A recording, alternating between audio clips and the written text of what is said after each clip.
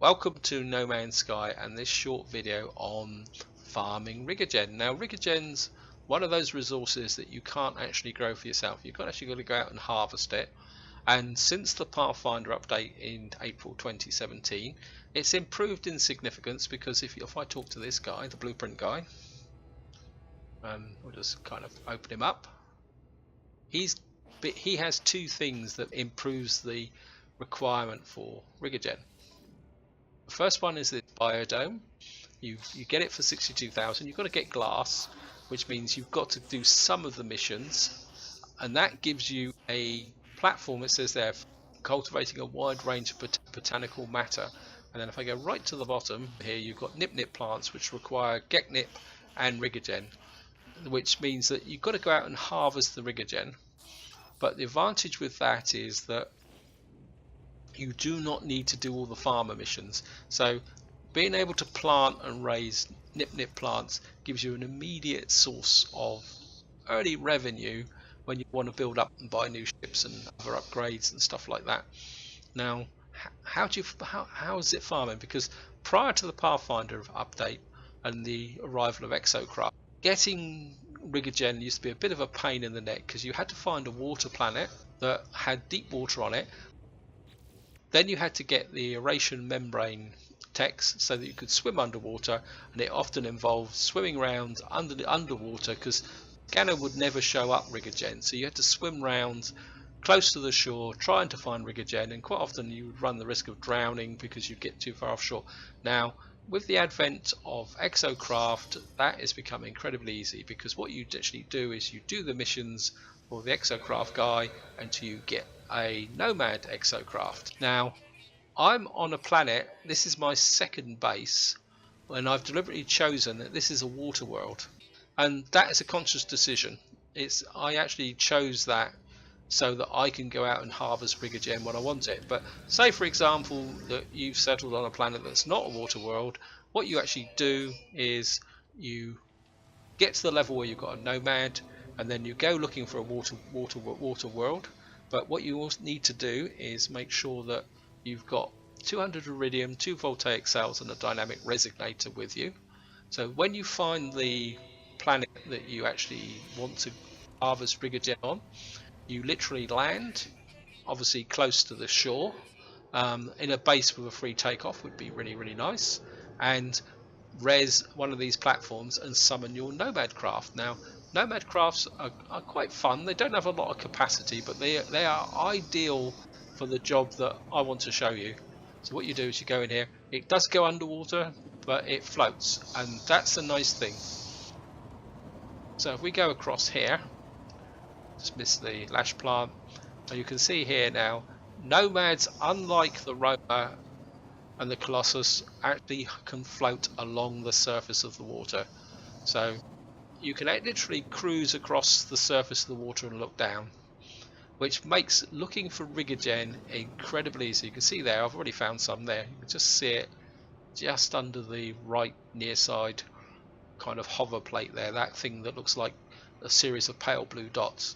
This is what makes harvesting Rigogen so easy now, because what you do basically is you come out over there. As you can see 2 of them already, and if you really want to explore, what you can do is go here, press F, and you can quite literally go down. If I can get underwater, so you can, I mean, this is another advantage of having the Exocraft. You can quite see that you can actually quite literally now relax, explore underwater, look for resources, and you can see the Exocraft up there. And that means that instead of having this panicky rush through the water like you used to do, you can really take things easy. And you can see here, and all you do basically to harvest it, because it doesn't show up on a scanner. You can see there, it doesn't show up on this scanner, and if I wait for this to recharge, you can see the scanners recharge. If I press E, we land in the water. If I go underwater and scan again, you can see the Rigogen doesn't, but it doesn't really make that much difference, because you can quite literally go down here, swim underwater. Now I've got the aeration membrane tech fully charged so that I can stay underwater longer. But even if you didn't have that tech, you can actually get this very, very quickly. And of course, what you need to do every so often is just come up to the surface again. You don't even need to breach the surface, because once you get close to your exocraft, you just use E and it just pops you straight back in.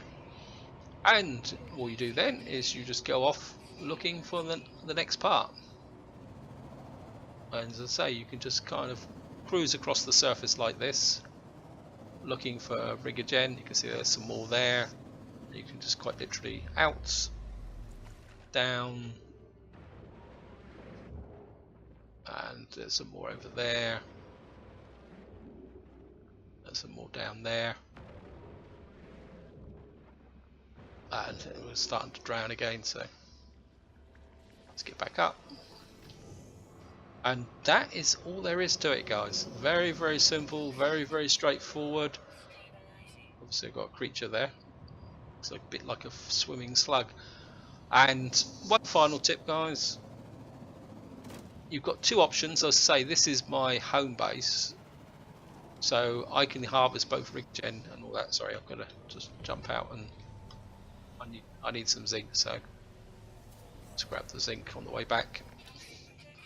This is my home base. The reason I've chosen this base is the fact that not only has it got Rigogen on it, it's also got Temerium on it, which means I can grow Temerium on this planet, which means I've got a ready source of one of the ingredients for insulating gel. Is now the big money earner since the release of the Pathfinder update. So that's the reason why I've chosen this planet. One final tip is that if you're on a planet that is not your home base and you want to leave, all you've got to do is to recover the resources. The dynamic resonator is just delete the exo bay and it all returns back to your inventory.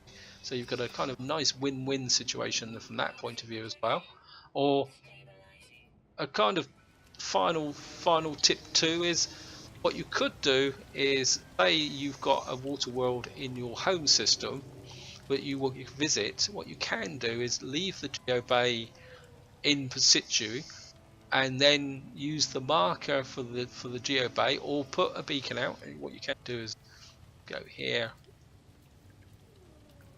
and if you drop a beacon next to it, I don't have the voltaic cell to build this, but if you drop a beacon next to the geo bay, every time you want some more Rigogen, all you do is fly to where the beacon is, summon your nomad, or if you've used it elsewhere, and off you go again and collect some more Rigogen.